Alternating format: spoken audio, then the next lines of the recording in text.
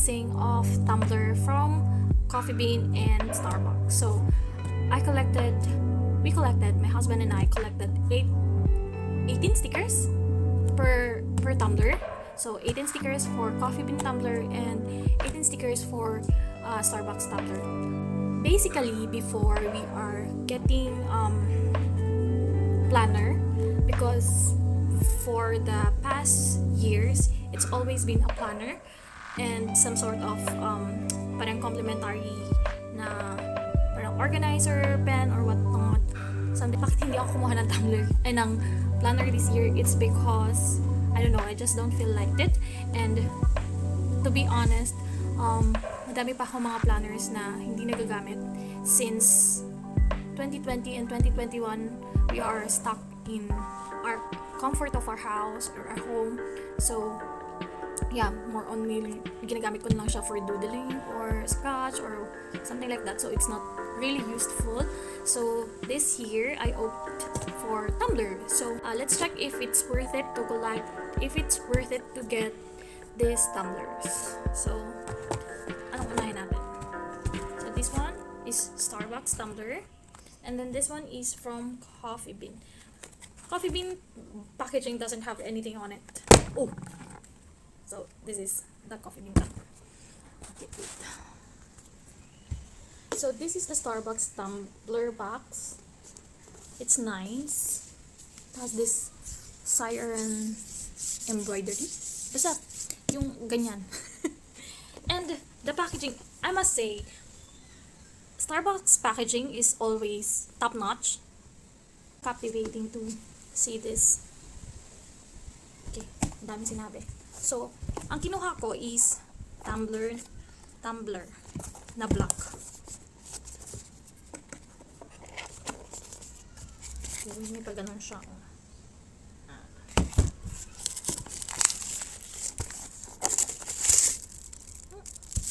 Maliit siya. I don't know if you can see yan. And oh, meron siya something ganun. Yan, wala na. For the packaging, maganda talaga yung packaging ng Starbucks. Well, and then I don't know what this. Ito yata yung organizer. Oh, it's a pouch. Ito pa lang. Oh, it's a pouch. See? It's cute. It's nice.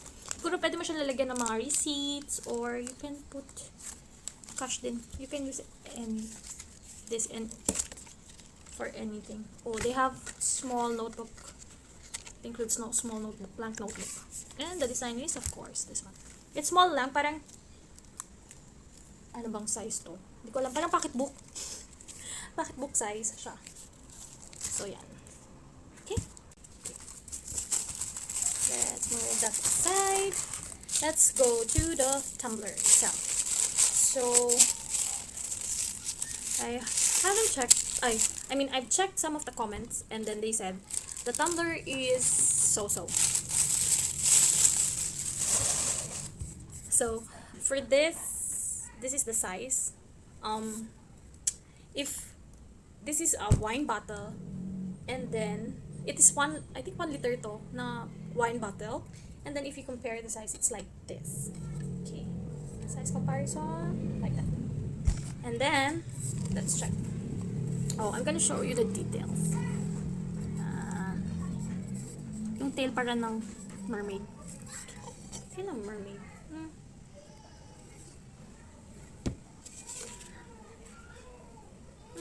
That's it. It says here, it's not microwavable, not used for carbonated drinks. You cannot freeze. Do not use cleaners containing bleach or chlorine. Blah blah blah blah blah blah. Wala na. So here, hindi naka-state kung gaano katagal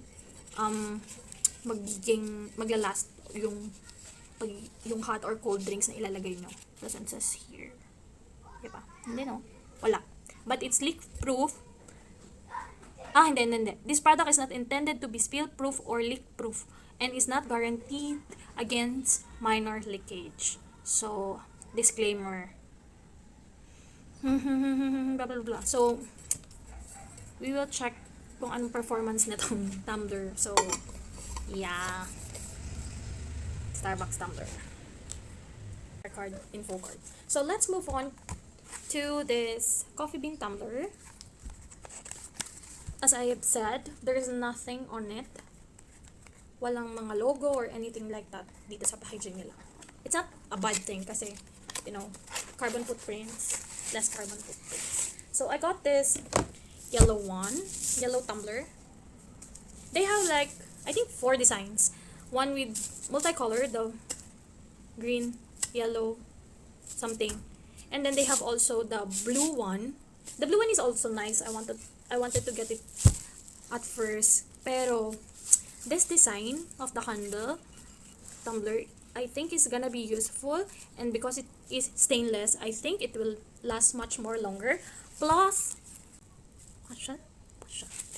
parang, I don't know, I like things with touch of wood on it. So this is the design pattern of, kita na ba? Design pattern of the tumbler. So, walang anything sa nakasama. It's just the tumbler itself. Ayun. So, it's like this. Okay. Yan. The handle and the cup lid. And this is the inside. The barista of Coffee Bean told me that when you put hot or cold drinks, it will last up to 8 to 12 hours. So once we use it, we will check if kaya na talagang 8 to 12 hours. Because ako, if I'm drinking coffee, I want my coffee always hot.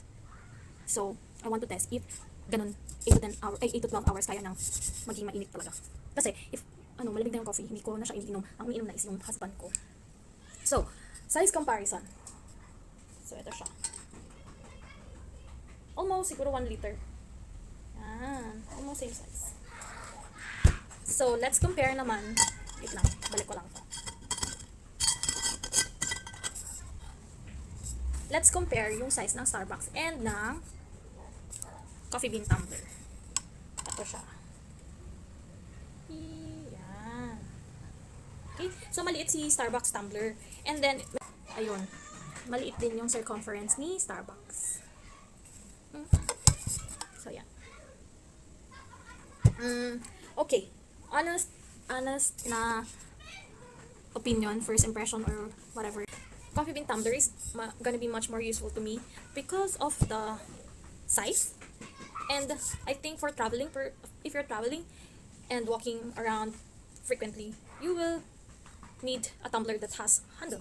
So, it's easier to carry around. And this tumbler, Starbucks tumbler, is, I don't know. So, worth it ba na bumili ka ng 18 coffee to get this tumbler?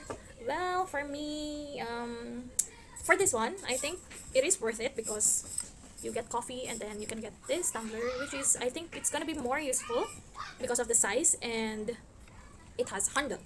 So, it's easy to carry around. For Starbucks tumbler, I think it's still gonna be useful, pero for and then for Starbucks tumbler, I think pwede pa rin naman siyang gamitin, but not so frequent la. I mean, we will check pa rin. So, ayun, worth it ba? With this 3, maybe 50% it's okay. Pero yeah, this year I'm much more inclined to coffee bean tumbler. Yun lang. Sana nakakuha din kayo, or if hindi kayo nakakuha, it's okay. Doesn't matter. You can use any tumbler anyway. So thank you so much for tuning in with me, and let me know if you get Starbucks tumbler or coffee bean tumbler or any coffee shop tumbler. If for the Starbucks, let me know if okay siya, and then if you get also this one, coffee bean tumbler, let me know also if you liked it. Oh my god, sorry. So ayun.